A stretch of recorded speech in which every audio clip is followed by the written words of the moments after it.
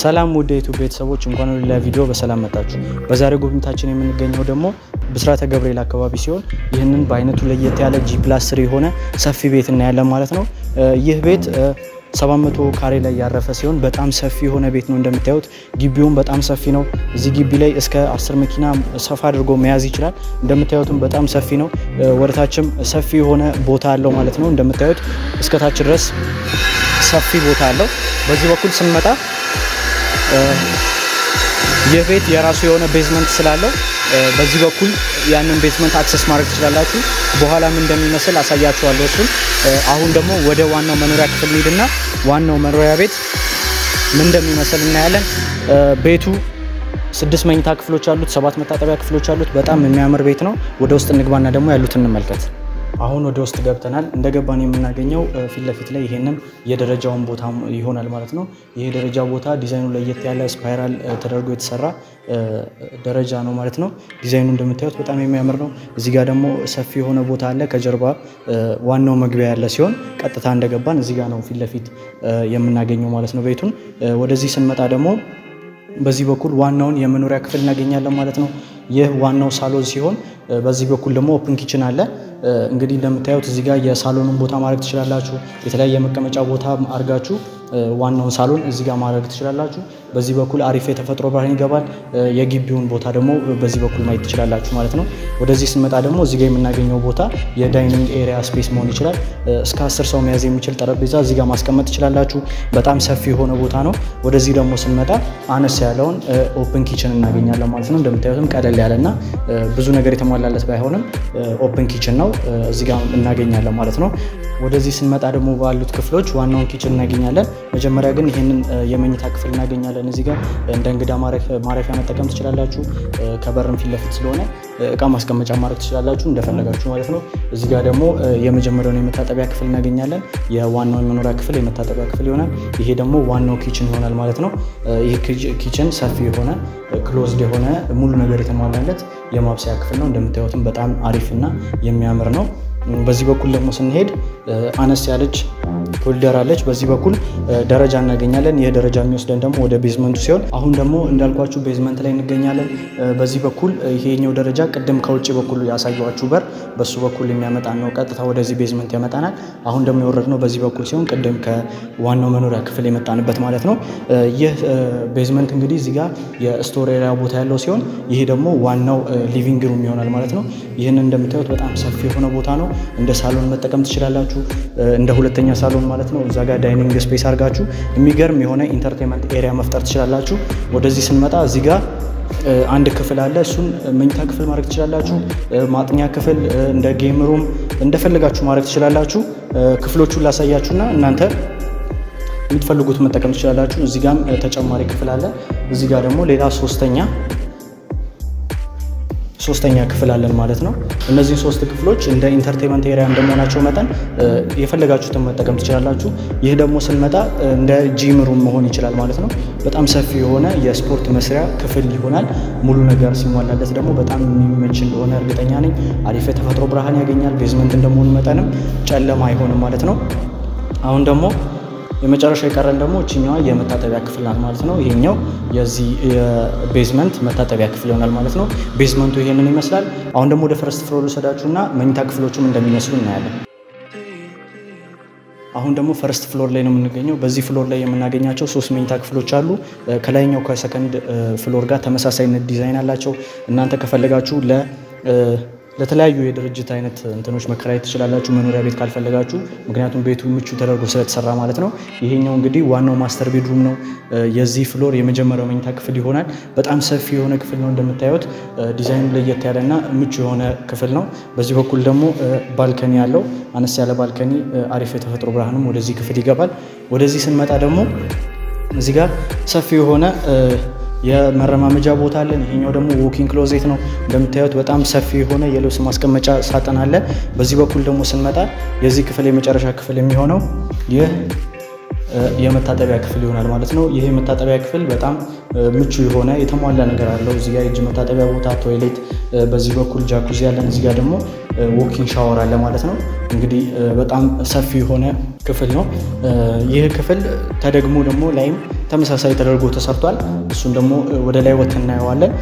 ወደዚህ ስንመጣ ደግሞ ወደ ቀጣዮቹ ክፍሎች እንሄዳለን ማለት ነው። በዚህ በኩል አሪፍ የተፈጥሮ ብርሃን የሚያስገባልን መስታወት አለ። ከላይ ደግሞ ለየት ተደርጎ ባልከኒ ያደርገውታል ማለት ነው። ወደዚህ ስንመጣ የደረጃውን ቦታ እናገኛለን። በዚህ በኩል ሁለተኛው መኝታ ክፍል እናገኛለን። ይሄ ደግሞ ሶስተኛው መኝታ ክፍል ነው። ወደዚህ እንግባ። ይህ መኝታ ክፍል ደግሞ የራሱ የሆነ ባልከኒ ያለው አሪፍ የተፈጥሮ ብርሃን ያገኛል። ሰፊ የሆነም ክፍል ነው። እንግዲህ ሁለተኛውን ፍሎር ላይ ስንሄድ ተመሳሳይ ነገር ስለምናይ ብዙም ባናወራም ችግር የለውም። ወደዚህ ስንመጣ ደግሞ ተጨማሪ የዚህ ክፍል ተጨማሪ ክፍል አለው ማለት ነው። ይህንን ክፍልም ለፈለጋችሁት ነገር መጠቀም ትችላላችሁ። ከፈለጋችሁ ልብስ መደርደሪያ ቦታ አድርጋችሁ እንደ ዎኪንግ ክሎዜት መጠቀም ትችላላችሁ። በዚህ በኩል ደግሞ ስንመጣ የተሟላውን የመታጠቢያ ክፍል እናገኛለን ማለት ነው። እንደምታዩት የተሟላ ነው። ሙሉ ነገር የምትፈልጉት በሙሉ አለላችሁ ማለት ነው። አሁን ደግሞ ወደ ቀጣዩ እንሄዳለን። በዚህ በኩል ስንመጣ ደግሞ የመጨረሻውን መኝታ ክፍል ነው የምናገኘው የዚህን ፍሎር። እዚህ ጋር እንደምታዩት ሰፊ የሆነ መኝታ ክፍል አለን። እንደምታዩትም አሪፍ የተፈጥሮ ብርሃን የሚያገኘው ይህም ክፍል በጣም ሰፊ የሆነ ክፍል ነው። ለልጆችም ተስማሚ ነው። 2 አልጋ እስከ 3 አልጋ መያዝ የሚችል ክፍል ነው። ሲንግል ቤድ አድርጋችሁ ማለት ነው። በዚህ በኩል ደግሞ ስንመጣ የራሱ የሆነ የተሟላ የመታጠቢያ ክፍል አለው። አይታችሁትም እንደወደዳችሁት በጣም እርግጠኛ ነኝ። እንግዲህ ይህንን ፍሎር ጨርሰናል። አሁን ደግሞ የምንሄደው ወደ ሰከንድ ፍሎር ሲሆን ሰከንድ ፍሎር ላይም ተመሳሳይ የሆኑ 3 መኝታ ክፍሎች አሉ። እነሱንም እናያለን። ወደዛ እንሄድ። አሁን ደግሞ የምንገኘው ሰከንድ ፍሎር ላይ ሲሆን በዚህ ፍሎር ላይ ደግሞ 3 መኝታ ክፍሎችን አሳያችኋለሁ።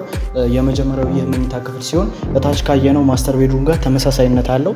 እንግዲህ እንደምታዩት በጣም ሰፊ የሆነ ክፍል ነው። የራሱ ባልከኒ ያለው አሪፍ የተፈጥሮ ብርሃን በዚህ በኩል ይገባል። እንደምታዩትም ሰፊ የሆነ ክፍል ነው። ማስተር ቤድሩም እታች ስላለ ከፈለጋችሁ ይሄንን አድርጋችሁ ያኛውንም ሌላ መጠቀም ትችላላችሁ። የፈለጋችሁትን መጠቀም ትችላላችሁ። በዚህ በኩል ደግሞ ዎኪንግ ክሎዜት አለ ማለት ነው። ሰፊ የሆነ የልብስ መደርደሪያ ሳጥን አለው። ይህንን ክፍል የእንግዳ ማስተር ቤድሩም ማድረግ ትችላላችሁ። እንደ ጁኒየር ማስተር ቤድሩም ያገለግላችኋል ማለት ነው። ወደዚህ ስንመጣ ደግሞ ቅድም ካያችሁት ጋር ዲዛይኑ ተመሳሳይ ነው ማለት ነው። እዚህ ጋር የተሟላ የመታጠቢያ ክፍል አለ። የእጅ መታጠቢያ ቦታ፣ ቶይሌት፣ ዎኪንግ ሻወር እና እዚህ ጋር ደግሞ ጃኩዚ ያለን ማለት ነው። እንግዲህ ይህ ክፍል ይህንን ይመስላል። አሁን ደግሞ ከዚህ እንውጣና ወደ ቀጣዮቹ ክፍሎች እንሄዳለን። በዚህ በኩል ሌላ አነስ ያለ የባልከኒ ኤሪያ ቦታ አለ። በዚህ በኩል ደግሞ የምታዩት ይሄንን ስፓይራል የሆነ ስቴርኬዝ ነው ማለት ነው። ደረጃው በጣም የሚያምር ዲዛይን አለው። ወደዚህ ስንመጣ ሁለቱም መኝታ ክፍሎች እናገኛለን። ከዚህኛውን ጀምር። ይህ መኝታ ክፍልም ሰፋ ያለ ለልጆች ተስማሚ ቀለል ያለ ነው። በዚህ በኩል አሪፍ የተፈጥሮ ብርሃን ይገባል። የራሱ የሆነ ባልከኒ ያለው ሰፊ የሆነም ክፍል ነው። ወደዚህ ስንመጣ ደግሞ የራሱ የሆነ ተጨማሪ ክፍል አለው። ይህ ክፍል ለልጆች ከሆነ እንደ ማጥኛ ሩም መሆን ይችላል። እንደ ጸሎት ቤትም የፈለጋችሁትን መጠቀም ትችላላችሁ። እንደ ቢሮ ራሱ መጠቀም ትችላላችሁ ይህን ክፍል እንደፈለጋችሁ። ብቻ በዚህ በኩል ደግሞ ስንመጣ የተሟላ የመታጠቢያ ክፍል አለው። የእጅ መታጠቢያ፣ ዎኪንግ ሻወር እና ቶይሌት እንደተለመደው ማለት ነው። አሁን ደግሞ ከዚህ ክፍል እንወጣና ወደ ቀጣዩ እንሄዳለን። ቀጣዩን ክፍል ደግሞ የምናገኘው በዚህ በኩል ሲሆን ይህም ክፍል ሶስተኛው መኝታ ክፍል ነው ማለት ነው። ይሄኛውም ቀለል ያለ በጣም ሰፊ የሆነ አሪፍ የተፈጥሮ ብርሃን የሚያገኝ ነው። ባልከኒ የለውም ግን ሰፊ የሆነ ክፍል ነው። ወደዚህ ስንመጣ ደግሞ የራሱ የሆነ የተሟላ የመታጠቢያ ክፍል አለው ማለት ነው። እንደምታዩትም ሰፊና ቀለል ያለ ምቹ የሆነ የመታጠቢያ ክፍል ነው። እንግዲህ እዚህ ያሉትን ክፍሎች ጨርሰናል። አሁን ደግሞ የመጨረሻው ፍሎር ነው የቀረን። ወደ ላይ እንውጣና የመናፈሻ ክፍሉ ኢንተርቴንመንት ሩሙ ደግሞ ምን ይመስላል የሚለውን ወደ ላይ ወጥተን እናያለን። አብራችሁን ቆዩ። አሁን የምንገኘው ሰርድ ፍሎር ላይ ወይም የመጨረሻው ፍሎር ላይ ሲሆን በዚህ በኩል የምናገኛቸው 2 ክፍሎች አሉ፣ በዚህና በዛ በኩል እሱን እናያለን ማለት ነው። በዚህ በኩል ደግሞ የመጨረሻው የባልከኒ ኤሪያ ቦታ ማለት ነው። ይሄ ደረጃው ሲሆን በዚህ በኩል የመጀመሪያውን ክፍል ላሳያችሁ። ይህ ክፍል እንደ መኝታ ክፍል የሚያገለግል ሲሆን እናንተ ደግሞ ለፈለጋችሁት መጠቀም ትችላላችሁ። በጣም ሰፊ የሆነ ክፍል ነው። በዚህ በኩል ደግሞ ስንመጣ ይህንን ሰፊ የሆነ የመታጠቢያ ክፍል እናገኛለን ማለት ነው። ዎኪንግ ሻወር አለ በዚህ በኩል የመታጠቢያ ቦታ፣ እዛ ጋር ደግሞ ቶይሌት አለ። በጣም ምቹ የሆነ ቦታ ነው። በዚህ በኩል ደግሞ የባልከኒውን አክሰስ እናገኛለን። አሁን ደግሞ ከዚህ እንውጣና ጉብኝታችንን ስንቀጥል እዚህ ጋር እንደምታዩት ሰፊ የሆነ የመረማመጃ ቦታ አለ። ወደዚህ ስንመጣ ደግሞ ይህ ክፍል የሚሆነው ኢንተርቴይንመንት ሩም ነው። የመጨረሻው ክፍል እንደመሆኑ መጠን እዚህ ጋር ሰፊ የሆነ ሳሎን ወይም ኢንተርቴይንመንት ሩም አለ። በዚህ በኩል ደግሞ የተሟላ የራሱ የሆነ የመታጠቢያ ክፍል አለው። እንግዲህ እሱን መጠቀም ትችላላችሁ። በዚህ በኩል ደግሞ አሪፍ የተፈጥሮ ብርሃን ይገባልናል። አሁን ደግሞ ለመጨረሻው ክፍል ነው የምወስዳችሁ። የመጨረሻው ክፍል ደግሞ ይህ ባልከኒ ይሆናል ማለት ነው። ወደዚህ ባልከኒ ስንመጣ ደግሞ ይሄንን ሰፊ የሆነ ቦታ እናገኛለን። ለተለያየ ነገር መጠቀም ትችላላችሁ። ሰፊ የሆነ ነው። ወደዛም ሰፊ የሆነ ቦታ አለን ማለት ነው። እንግዲህ የዚህን ቤት ጉብኝት በዚህ እንጨርሳለን። እንደወደዳችሁት በጣም እርግጠኛ ነኝ። ይህ ቤት ለኪራይ የቀረበ ሲሆን በ300,000 የኢትዮጵያ ብርም ታገኙታላችሁ ማለት ነው። ከታች ዲስክሪፕሽን ላይ ሙሉ ኢንፎርሜሽን አስቀምጥላችኋለሁ። ከታች ባለው ስልክ ቁጥር ደግሞ ደውላችሁ መጠየቅ ትችላላችሁ። በሌላም ቪዲዮ እስከምንገናኝ ድረስ ቻው።